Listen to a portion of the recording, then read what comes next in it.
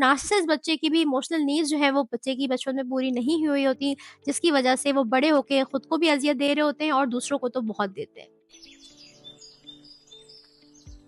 बिस्मिल्लाहिर्रहमानिर्रहीम। मुझे कहते हैं बुशरा सलीम और आप देख रहे हैं मेरा channel mindful parenting by Bushra Saleem. आज के इस एपिसोड में बहुत इंपॉर्टेंट टॉपिक लेके आई हूँ कि बहुत ज़्यादा कॉमन और ओवर यूज टर्म्स है नार्सिसिस्ट और नार्सिसिज्म। ये जो है बहुत ज़्यादा स्प्रेड हो गया है। हर दूसरा बंदा जो है वो जो दूसरे टॉक्सिक बंदे को नार्सिसिस्ट का लेबल कर देता है कि फ़लाँ शौहर जो है वो नार्सिसिस्ट था, फ़लाँ बंदा नार्सिसिस्ट था।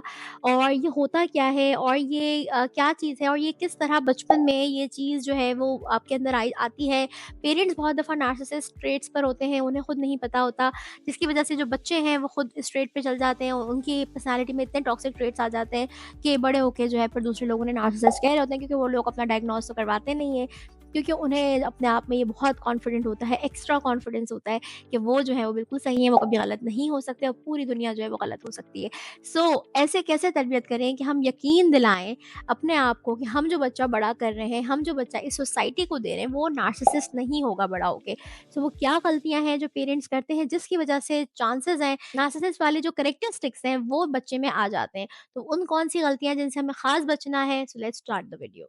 हेलो एवरीवन, उम्मीद है वीडियो आपको पसंद आ रही होगी। ज़रूर लाइक करें, कमेंट करना ना भूलें और बताएं कि वीडियो कैसी लग रही है। क्या ऐसी चीज़ें जो आप जिस पर आप सुनना चाहते हैं, सब्सक्राइब ज़रूर करें। और अगर आपको पेरेंटिंग जर्नी में प्रॉब्लम्स आ रही हैं, चैलेंजिंग लग रही है, मुश्किल लग रही है, तो here I am. Contact me on my WhatsApp business number, और आप मुझे इंस्टा और फेसबुक पर मैसेज कर सकते हैं या यूट्यूब पर कॉमेंट कर सकते हैं और मुझसे रब्ता करके अपनी पेरेंटिंग जर्नी को खूबसूरत बना सकते हैं। रिव्यूज़ के लिए आप इंस्टाग्राम की हाईलाइट्स चेक कर सकते हैं। Thank you so much.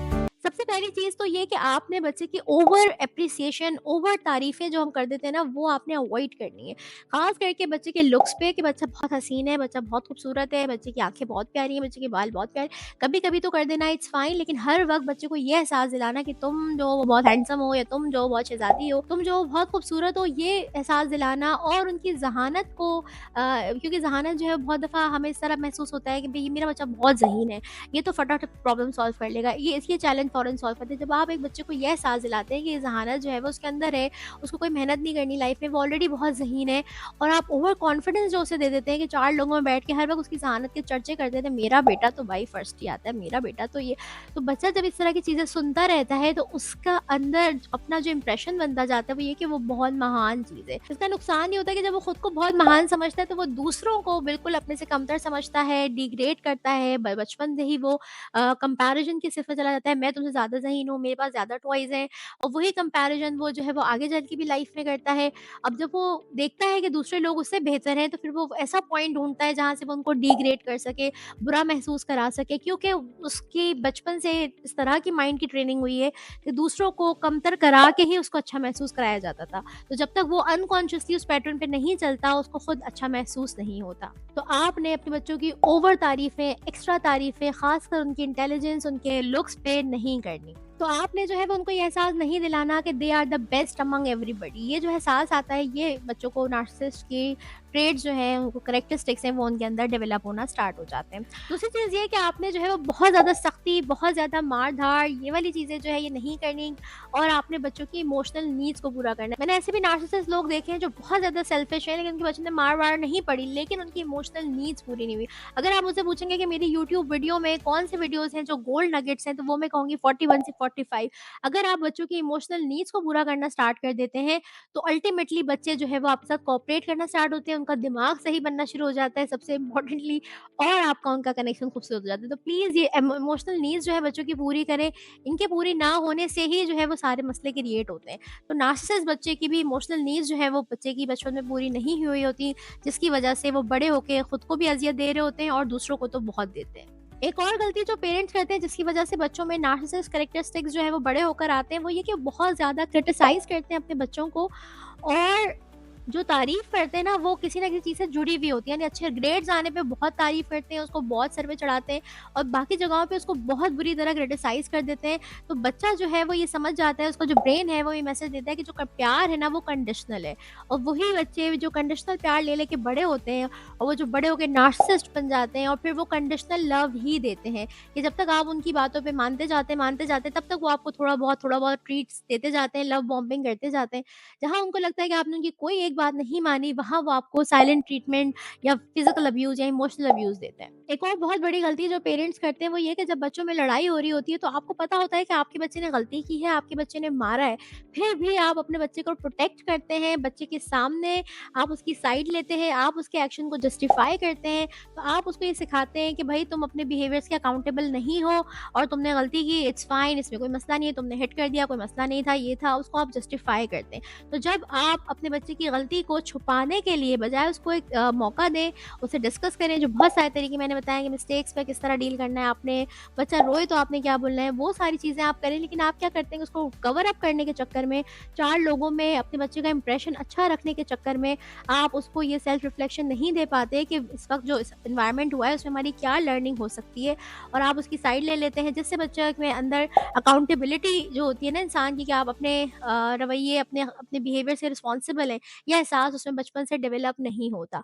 और बड़े होकर भी फिर उसका जो दिल चाहता है, जिस तरह दिल चाहता है, वो अपने पार्टनर, अपने इर्द-गिर्द लोगों को इमोशनली अब्यूज़ करते हैं, फिज़िकल अब्यूज़ करते हैं, और वो अकाउंटेबल नहीं फ़ील करते, उनका ज़मीर नहीं जागता। एक और बहुत बड़ी गलती आप ये करते हैं कि जब वो बच्चे कोई आपकी गलती करते हैं तो आप जल्दी से अनकॉन्शियसली जो है ना वो ब्लेम दूसरे बच्चे पे डाल देते हैं, एनवायरनमेंट पे डाल देते हैं, किसी सिचुएशन पे डाल देते हैं और अपने बच्चे को रेस्क्यू कर लेते हैं। जब बच्चा जो है वो बचपन से ये देखता है कि मुझे बचाने के लिए हमेशा किसी ना किसी को ब्लेम किया गया था, तो नार्सिसिस्ट बड़े होकर दूसरों को ब्लेम करते हैं। उनकी ज़िंदगी में कोई भी नाकामी आ जाए, वो फट से उसका ब्लेम अपने पार्टनर पे डाल देंगे, किसी और दोस्त पे डाल देंगे, इसकी वजह से ऐसा हुआ। और जो भी उनकी लाइफ में अच्छी चीज़ें होती हैं, सक्सेस आती है, मनी आती है, उसका सारा क्रेडिट वो खुद लेते हैं, क्योंकि बचपन से उनको जो है वो क्रेडिट बहुत दिया गया था। You are the best among all वाला जो टाइटल था वो बहुत दिया गया था, तो क्रेडिट सारा अपना लेते हैं, लेकिन जब भी लाइफ में उनकी मिसहैपनिंग होती है उसका ब्लेम वो दूसरों पे डाल देते हैं। एक और बहुत बड़ी गलती है जो पेरेंट्स अनकॉन्शियसली कर जाते हैं, कि जब आप ये सारी चीज़ें कर रहे होते हैं कि उन्हें ब्लेम दूसरे पे डाल रहे हैं, अपने बच्चे को प्रोटेक्ट कर रहे हैं, कंडीशनल लव उसको दे रहे हैं, और आप उसकी जो है एक्सेसिव क्रिटिसिज्म कर रहे हैं, इमोशनल नीड्स पूरी नहीं कर रहे, तो आप बच्चे के ब्रेन में मैसेज दे रहे होते हैं कि सबसे इंपॉर्टेंट जो है ना वो आपकी डोमिनेंस है, आपने ऊपर डोमिनेट करना है चीज़ों को। तो आप बच्चे को ये मैसेज देते हैं कि आप जो हो वो बहुत इंपॉर्टेंट हो, आपको सबको डोमिनेट करना है, आपकी चीज़ें सारा सारी जो सिचुएशन है वो आपके कंट्रोल में होनी चाहिए, सबसे इंपॉर्टेंट जो हो वो आप हो, और जो रिश्ते हैं वो इंपॉर्टेंट नहीं है। तो नार्सिसिस्ट लोग जब बड़े होते हैं और जो बड़े होकर नार्सिसिस्ट ट्रेट पे बहुत पक्के हो चुके होते हैं, उनका ये मसला होता है कि वो रिलेशनशिप्स को इतनी अहमियत नहीं देते, और ये उनका अनकॉन्शियस हो रहा होता है। आप और जो भी लोग नार्सिसिस्ट के साथ लिंक्ड हुए होते हैं लाइफ में कभी भी, वो बहुत बुरी तरह सफ़र करते हैं। इमोशनली फिजिकली आपकी जो है वो बहुत बुरी हालत हो जाती है, क्योंकि वो लव बॉम्बिंग भी बीच-बीच में करने लगते हैं, जब उन्हें लगता है कि आप उनके हाथ से जो है वो दूर जा रहे हैं, उनके जो जब आपको होश आने लगता है तो वो फिर लव बॉम्बिंग वाला सीन स्ट्रैटेजी करते हैं, क्योंकि यही चीज़ उनके माँ-बाप ने उनके साथ की थी, वही चीज़ वो आपके साथ करते हैं।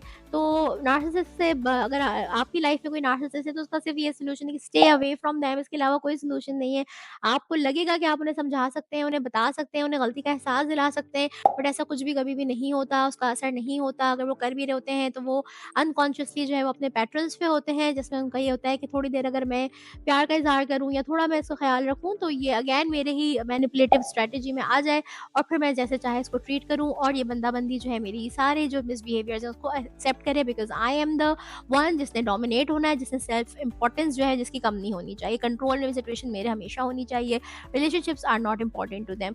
सो please be careful and take care of yourself. And parenting आपने ऐसी करनी है कि हमारा बच्चा जो है वो जब सोसाइटी में जाए, चाहे वो शौहर बने, बीवी बने, वो माँ बने, वो पड़ोसी बने, वो दोस्त बने किसी का, तो उसमें नार्सिसिस्ट ट्रेट जो है वो ना हो। बाकी हर इंसान कभी ना कभी टॉक्सिक हो जाता है, हम सबसे गलतियाँ होती हैं, हम सब कभी ना कभी किसी का दिल दुखा बैठते हैं, लेकिन जो अच्छा इंसान होता है, जिसमें एहसास होता है, वो क्या करता है कि गलती करने के बाद वो दोबारा रिपेयर की तरफ आता है फ़ौरन, वो अपनी गलती को रियलाइज़ करता है। लेकिन जो नार्सिसिस्ट होते हैं उन्हें पता ही नहीं चल रहा होता कि वो कहाँ गलत कर रहे हैं। क्यों? क्योंकि उनकी बचपन से इतनी स्ट्रॉन्ग वायरिंग हो चुकी है कि उनके लिए जो है वो बहुत स्ट्रगल है। अगर वो सेल्फ अवेयरनेस करें, वो अपने बिहेवियर्स पे गौर करें कि वो क्या हो रहा है लाइफ में, रिलेशनशिप्स क्यों उनके हाथ में नहीं आ रहे, हर कोई उनसे नाराज़ क्यों है, वो सबसे नाराज़ क्यों है, तो हो सकता है कि वो हीलिंग की तरफ आएँ। अदरवाइज़ ऐसे लोगों को हीलिंग की तरफ लाना it's almost close to impossible, जब तक वो खुद ना चाहें। सो आपने नहीं बिल्कुल इसमें पड़ना। अपना ख़्याल रखें, अच्छी तरबियत करें। उम्मीद है वीडियो पसंद आएगी, बहुत कुछ सीखने को मिला होगा। Thank you so much.